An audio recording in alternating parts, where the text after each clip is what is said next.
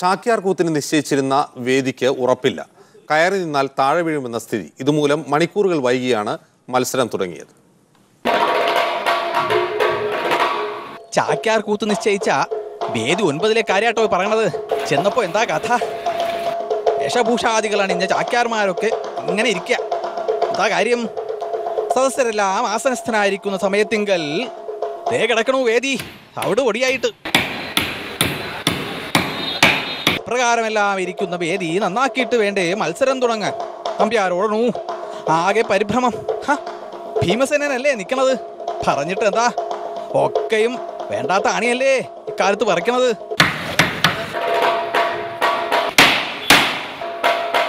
യുധിഷ്ഠിര ഭീമരെല്ലാം പരാജയപ്പെട്ടെടുത്ത് അർജുനൻ തന്നെ വേണ്ടി വന്നു പലകെ ഉറപ്പിക്കാൻ. അപ്പോഴും ശീല വിരിച്ചു കഴിഞ്ഞോ? അതുമില്ല. അങ്ങനെ നകുല സഹദേവരെല്ലാം പൊടി പറത്തിക്കഴിഞ്ഞിട്ട് ഒടുവിൽ കളി തുടങ്ങിയപ്പോ 4.5 നാഴിക വൈകി.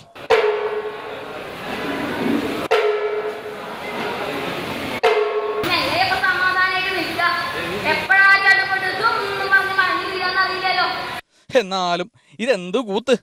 ശിവ ശിവ.